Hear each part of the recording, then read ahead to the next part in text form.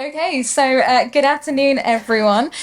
My name is Laura Foster, and I am the head of tech and innovation at Tech UK. I am also going to be the chair for today's discussion.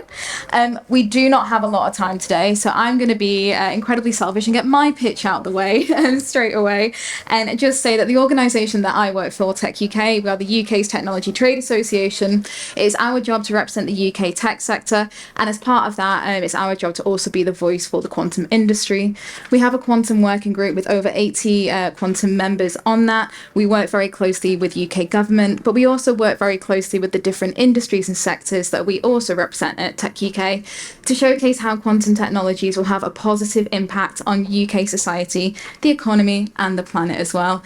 If you have any questions after today's discussion about the work that I do, alongside the work that all these wonderful panelists do as well, please do not hesitate to reach out. So, with that out the way, the actual purpose of today's discussion is to explore what it takes to go from a university spin-out in the quantum space towards commercial success. Now, this is a large topic, and that includes everything from dealing with technology transfer officers to the hiring and skills challenges that you'd face along the way, and raising private capital as well. Thankfully, it's my job to ask the questions and not answer any of that. And I am delighted instead to be joined by a wonderful group of panelists who are going to have the difficult task of answering my questions and your questions as well. So I'm delighted to be joined by Richard Murray, who is the co-founder and chief executive at Orca Compute, by Rami Shalbaya, who is the CEO and co-founder at Quantum Dice, by Nardo Manalotto, who is the managing partner at Qubits Ventures, Joseph Emerson, who is a director of quantum strategy at Keysight Technology, and Jordan Billiard, who is the associate at IQ Capital. I think I've said everyone on here as well. So with that out the way, let's start with the opening question and we'll go down the panel. Of course, please do take the opportunity to introduce yourself and the work that you do. But let's start with the opening question at the beginning. So on any business journey, it has to start with an idea, or in this case, at least, a revolutionary technology. But how do you go from having that initial idea and then getting that to that first commercial product, still in that university stage? So we'll start here. Thank you for the introduction. Jordan here from IQ Capital. We are a deep tech, London-based venture capital firm. We invest across a wide range of technologies and areas. Quantum is just a part of what we do. Everything that we do is deep tech. So we're always, first and foremost excited by, breakthroughs in science and technology, and most of the companies that we invest in are university spin-outs or have academics in their teams.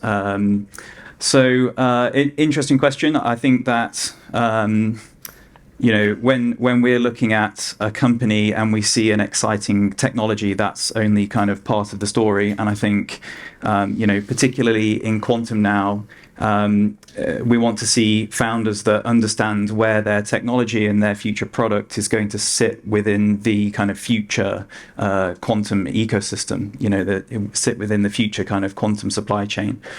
So developing that kind of maturity on the team and kind of wider awareness to kind of, heads up out of the lab and kind of be aware of what's going on in the ecosystem is very important.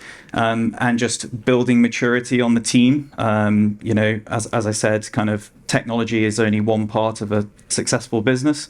And I think that's where, early mentors and advisors can really come in and add a lot of value. Fantastic, thank you, and thank you for getting us started.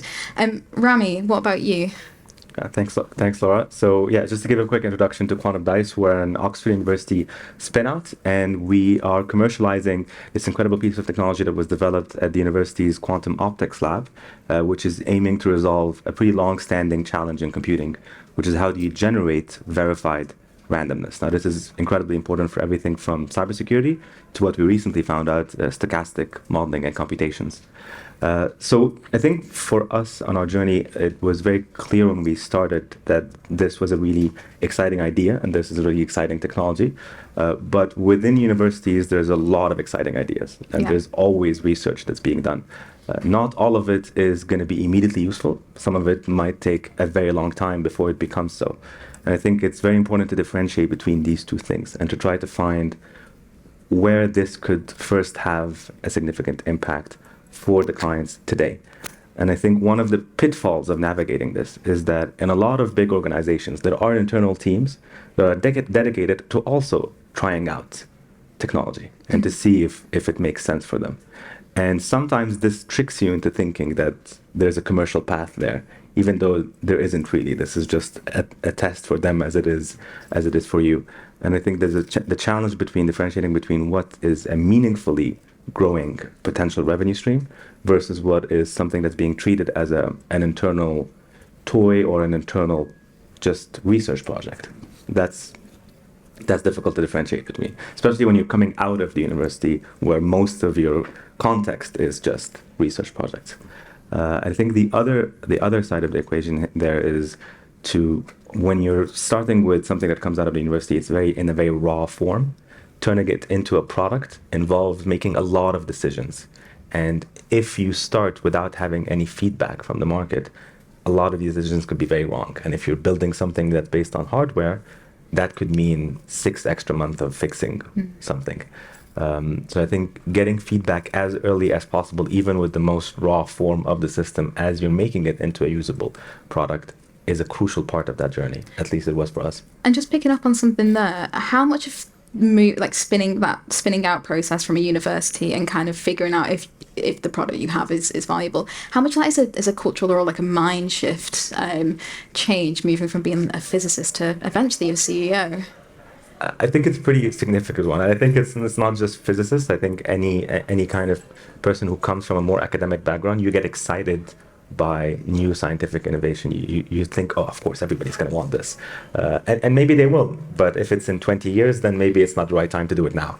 So I think that's the challenge. And also the other challenge is to sometimes accept what people are saying, even if you think it's wrong.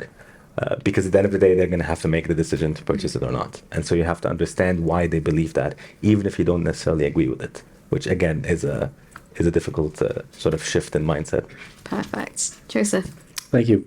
Yeah, so my own experience is I've been an academic in quantum computing for about 20 years. Was involved in some early quantum computing experiments at MIT when I was there, and then built a career in large part on understanding tools that could support experimental groups in developing better performant quantum computers.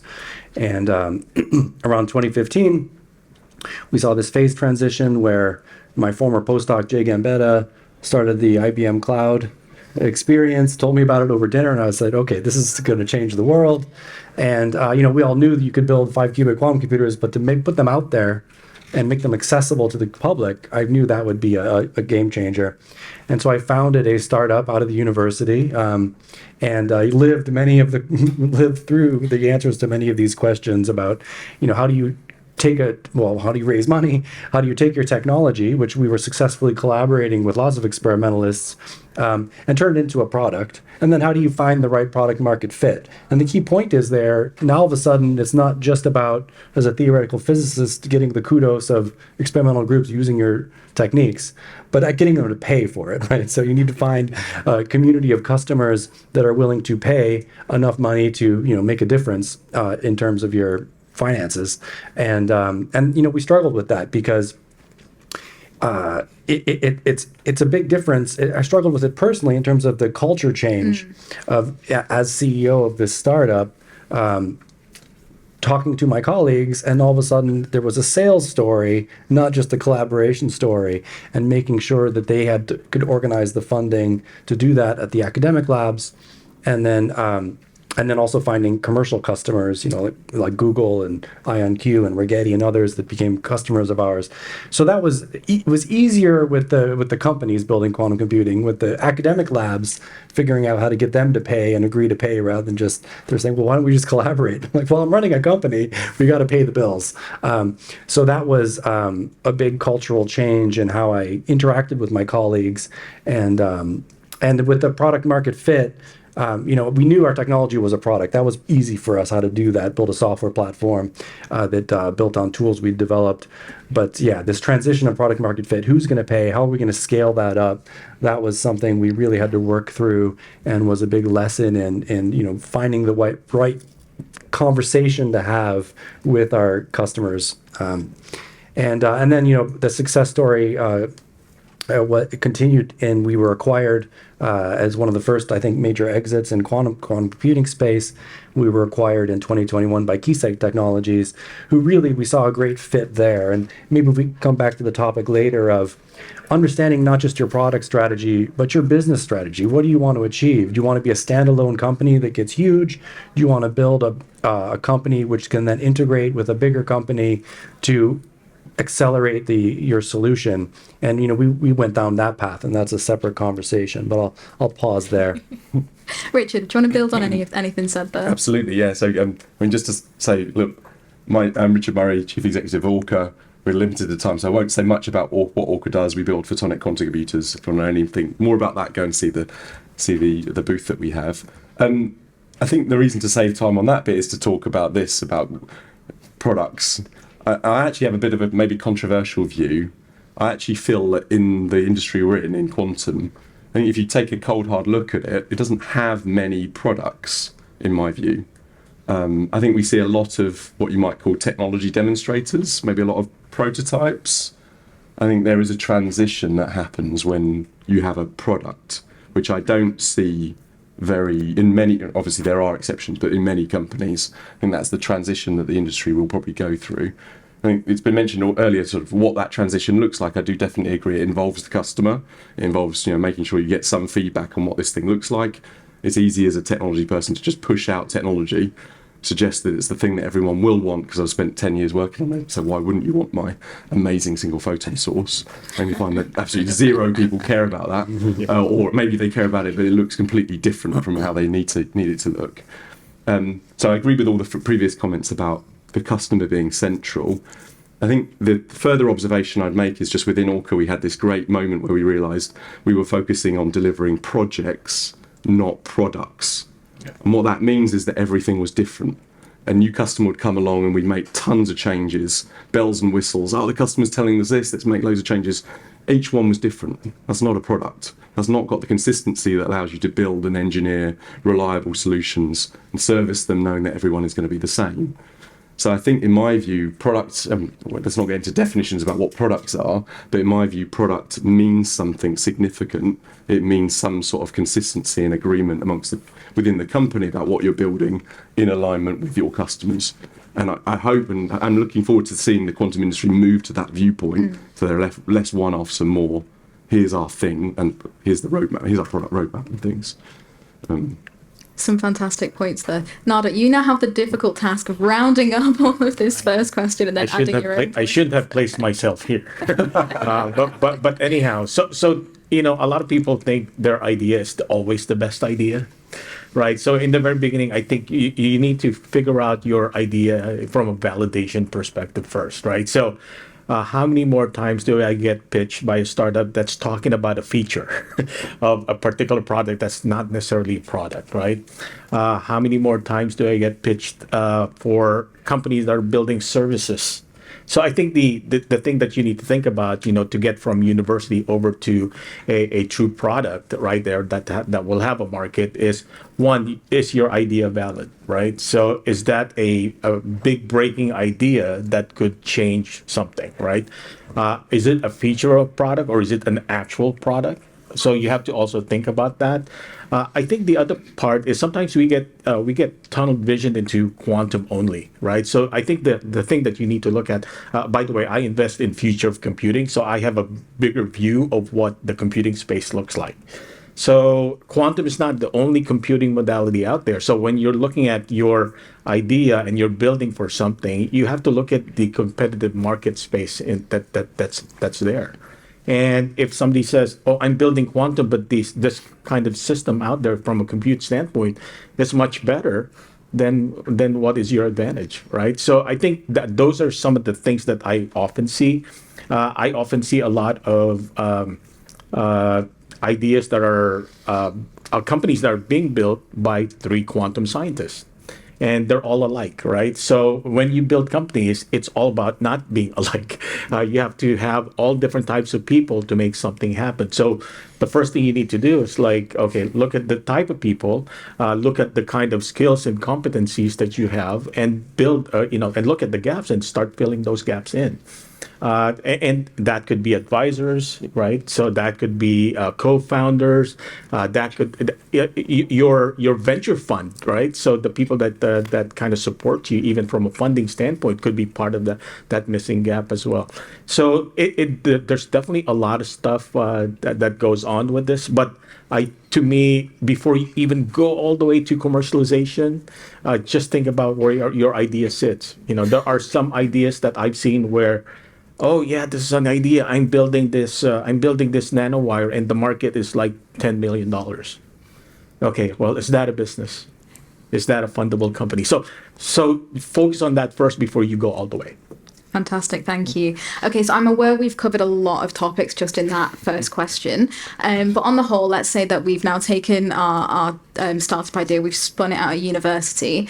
I'm now going to split this next question into 2 halves, and I'm going to ask the VCs first and then come to the fantastic quantum scale-ups that we have on the stage here. So our wonderful VCs, and Nada, maybe we'll start with you since I made you wait all the way until... You're picking on me anyway, so... I wouldn't dream of it.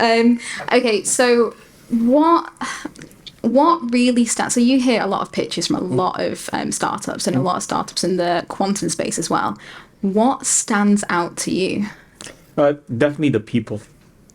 The people really stands out, right? So people and their ability to communicate, right? So because and also the people that seems to know, there's this thing that I call product market revenue and valuation sequence, right? So the reason I say that is the people, the startup people that knows that. So what I mean by that is when you're talking about building a startup, first thing you want to kind of know is like, okay, well, what product are you selling? What market are you going into? What revenue are you looking to make? And what is the valuation increase? So how many more times do I have to say to startups, are you tracking your traction? Right? So from the very beginning, how are you progressing? Because at the end of the day, it's people and execution that matters. So when I ask, well, how are you executing on your product roadmap? Do you even have a product roadmap? So to me, the people that are doing that and know how to actually do that says, oh, in the early stages of my company, I built this. This is the milestone, and they're tracking it over time. Then I feel comfortable, right? Seeing the execution that's happening with this company, because that means this is a good company, and the good company is built on people that knows what they're doing and how to progress. So a lot of startups don't even do that. So if we can get startups at the very beginning of your journey, even at the university, just track all of the stuff that you do from a traction perspective, whether it's technology, science, IP, people, hiring people, customer traction. If you're able to do that and able to communicate that, you're golden. Fantastic. I would honestly echo a lot of what's been said. So I don't know if in the interest of time you want to move on, but team is absolutely, at the earliest stages, you've got 2 things to go on really, the team and the technology that they have. So I would echo absolutely everything that's been said about the team. I like to I think there's another question, maybe we're not going to get to it, about kind of red flags in pitches. And, I like to get to know the founders and the team almost informally before they kind of pitch the company, because it's nice to understand their backgrounds and where they're coming from and what's motivated them to do what they want to do. And you just get kind of an early view to what they're going to be like in 2 years' time, 3 years' time, 4 years' time, as CEOs leading their companies. And then on the technology, I guess, obviously we get excited where you have a team that want to commercialize, a scientific breakthrough that is going to hopefully translate into kind of some step change capability in the product. So team and technology, as I said, kind of contextualizing their startup and their technology in the market, and having a good view of how they're going to, I think a lot of technical founders really fall down on the kind of go-to-market aspect of their businesses. So a good view of how they're going to productize, go-to-market, and kind of what the inflection points are going to look like down the road. Fantastic. So now going to Richard and Rami, because Joseph, I have another question for you that I'll come to in a moment. I want to hear the flip side of that, and I love drama, so I'm looking for the horror stories here. But what is it like on the other side when you're pitching to VCs and you're looking for that finance? And then we do have a question at the top which says, how early should teams refine their business model versus the elevator pitch? And I do think they're interconnected. So any experiences you want to share, plus any answers to that question as well? Only a maybe very short perspective, and that's that I think our best investor pitches are not pitches at all. They're conversations. You actually start by saying, hey, I've got an investor pitch, but I'd much rather just have a chat. What do we think's happening in the industry? What's exciting? And if you can spend your half an hour or your hour just chatting about everything that you know so well, because it's your company and your industry, that's much better foundation. And I get the impression that no investor, by the way, I always dread to think what life is like on your side, hearing whatever 20 pitches per day must be exhausting. Or more. Or more. Yeah. I mean, if you can it's all about just breaking through the fog, as I heard one investor say, being memorable and different. And one of the best ways to do that is just be a human and have a conversation and build the case on a personal level about the thing you're trying to do, rather than here's slide 13 and here, whatever, all that stuff. Is my impression. That's sort of what works. Yeah, so I think in my experience, the trickiest bit about being on the other side, so doing the pitch, is that everybody's different. And yes, I agree, there are a lot of people who want the human side, who want to have a conversation, who want to just try to see beyond what the slide deck is showing. And then on the flip side, there are lots of others who like things prim and proper, like doing it in a specific way. They want to see that slide with a nice curve going up. They want to ask about the TAM, the SOM. Have you thought about how much you're gonna sell it for in 5 years? All of these different questions, and I think that they have their pros and cons. I think that there's no way, and the problem is when you start, you don't know what are you going to get. Yeah. So you are completely right, by the way. Knowing, I guess, in the background of that conversation, there are a bunch of criteria the investor needs to see is also the more formal side. You're right. Yeah. So I'd like to jump in on that as well, if I could, because we had a very interesting challenge, which was when I first was trying to learn how to pitch to investors. It was very early in the game, 2016, 2017. Quantum computing wasn't really on people's minds. And what I found was that when we got 2 investors in the end, both had PhDs in physics. And all the investors I talked to who didn't have PhDs in physics were just not interested.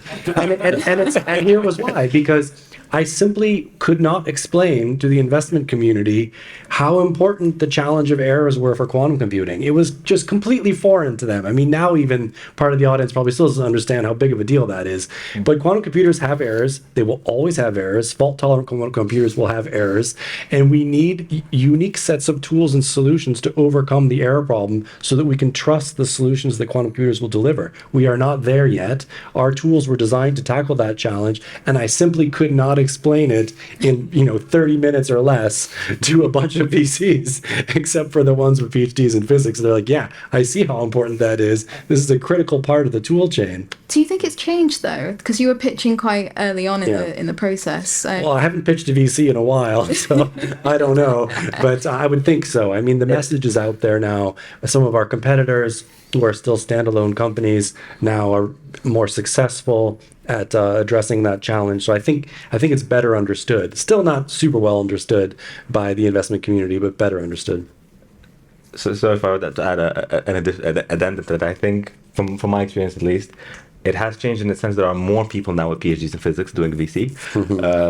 But I think there's also still the problem of the sort of reverse problem. A lot of people have heard these terms now, but not everybody has fully understood what they mean. So it poses a different challenge in that they think they understand what it means. Yeah. And you're now faced with a different set of agreements. That's harder in a way. Nada or Jordan, do you want to come in from your perspective on this? On which question, sorry? On do you need a physics PhD to work in the quantum space? Well, I do sometimes get quite a cathartic kind of a sigh of relief from technical founders when I, reveal that I have a PhD in physics, and founders in quantum. Oh, God, fine, okay, great. So I don't have to educate you about qubits and all the rest of it. I mean, to work, it depends on which side. I mean, perhaps to work for a quantum-focused fund, you might say that you need a background in physics. To work in deep tech, where quantum is just one vertical that you're investing in, certainly you don't need a PhD in physics, and that's evidenced by colleagues that I have on our investment team. But we do invest in, biotechnology and things like that on the dark side, away from the physical sciences as well. So, thank you. So, Joseph, the question I wanted to come to you on really quickly is obviously you've worked across different geographic locations. So you've obviously got experience working in Canada and North America as well. The UK, in my humble opinion, is a really great place for quantum and to grow a quantum business. But are there any differences that you've noticed between working in the UK, working in Canada, working in the US? Well, geographically, yes. The UK has bought in a big way to the, enthusiasm around the quantum opportunity. And I know many of my colleagues with companies in other countries are jealous of how easy it is to get money in the UK for this space, especially from the government, or have the government as a customer or support a project. But historically also, now I think there's much more funding available from VCs. The progress of the technology has really, I would say, outperformed my expectations over the past 5 or 6 years. And so having been very early, the promise of quantum computing was a bit of a pipe dream in 2016. But now we're seeing some developments which are, changing that conversation completely. So yeah, both geographic location matters in terms of how much the government is vested in the importance of this technology, but also with time, we're seeing the opportunity is closer to pay dirt. Fantastic. Yeah. I was just going to come in with a very quick point. My observation, I do think it's a difference in approach pitching in the US. And I don't want to alienate any, because obviously there are exceptions. My feeling, excuse me, is that I don't think in Europe or the UK investors truly live and breathe the power law in the way that they do in the US, which means that everything you do, all investment is, the power law is all of the top 1% of companies will return the fund. Like in US circles, is my experience, that's everything. Finding those top 1% of companies who will return, more than 10x is everything. I think in Europe there's less specific focus on that and more focus on, okay, how do we achieve a 2x? How do we achieve a 5x? Whereas in US, North American circles, that's out of limits. Don't talk to me about that. I'm not interested. I want to know how you're going to change the world and deliver $1 billion company or nothing. Yeah, and if it's nothing, I'm not going to talk to you. Yeah, Richard, that's 100% my experience. I spoke mainly to US VCs, and I realized the story has to be 10x or greater. Yeah. If you can't tell that story, don't even talk to them. Yeah, and the key point there is live and breathe. I think Europe and European funders entertain the idea, I think it is everything for a US VC. You cannot survive unless you have a power law play story. Right. And sorry if I've alienated. I don't know. That's why it's easier. I don't know. Yeah. They're not lying at all. So it's absolutely true, right? So there are two types of VCs from a U.S. standpoint. One VC would they have a lot of money, and what they're doing is they're going off by statistics, right? So they're saying, okay, let me invest in 500 companies, and then out of the 500, if I can get 5 companies to actually become a unicorn and decacorn type companies, it'll return the entire fund. Right, Yeah. and maybe even more, right? So that's why there's a lot of money giving from that perspective, because that's what you want to do.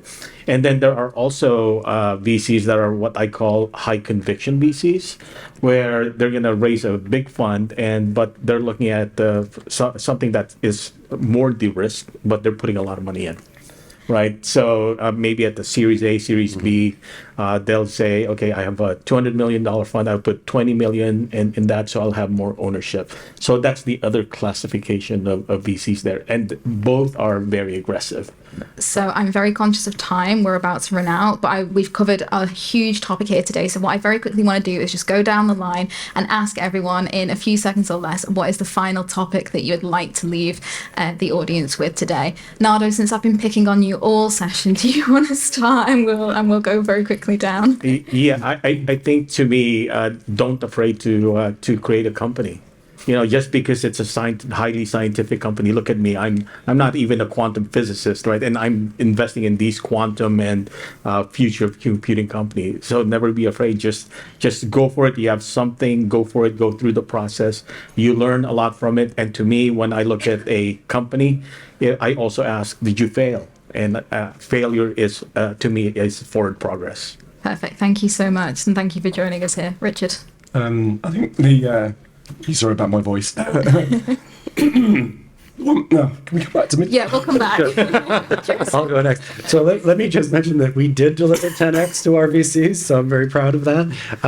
But in terms of, let me just say, as a former founder, let me just say to future founders, what the VCs say about the team is absolutely critical as CEO. You need a great team to support you because you become so busy. One of the questions was, how do you transition from technical to taking down the business role? I had to do that very early. And the company would not have been successful if I hadn't found a great team who bought into the story and the vision and supported it through being, brilliant people to work with. Perfect. Thank you. Rami? So I think to go to the sort of tagline of the session, seeing beyond the hype, I think it's important to know that, again, so that to demystify a bit the process, there is going to be a lot of pitfalls along the way. There's no such thing as something that just works. I think this is the idea is there's going to be a lot of mistakes. You're going to have to make them, and there's no way around just completely avoiding them at all. But I think the idea is you have to go through it, and the important thing is to learn from them rather than try to avoid making any at all. Fantastic. Jordan? I would say if you are spinning around inside of academia and would like to spin out, then spin into my inbox. I would say, make contact with early stage investors as early as you can, kind of contact with the market and try and, soak up as much as advice as you can as early as you can before you get any further down the road. Fantastic. And Richard, to Yeah, bring us another home? go. Really sorry. I think my piece of advice, I think we've lived and breathed, is talent. But there's the spectrum to talent. And I think we find that there are people who you should be looking to bring into your company who move the needle no end. And I think when we look at some of the things that we've done, they've been driven by, very, very good, experienced maybe people who really move the needle. And some examples of that, we've just recruited one of your ex-colleagues, a guy who's one of the world's leading experts in error correction. I'm sure they will help us find new things that other people can't find. We acquired a company over the new year. That acquisition was only possible because we have on our executive team, guys who've lived and breathed M&A for the last 20 years. So it's not just about talent, so often talked about. I think I want to double down on talent, especially those 1% talent people who really move the needle and make you do things which you as a small company couldn't do otherwise. They're everything. Yeah. Perfect. And so thank you to all the panelists for joining me here on stage today. There's a wealth of knowledge on this stage. So if after today's conversation you want to reach out to them, I'm sure they wouldn't mind you spinning into their inboxes or on LinkedIn as well. Thank you for letting us overrun ever so slightly. And please give a round of applause to the panelists here.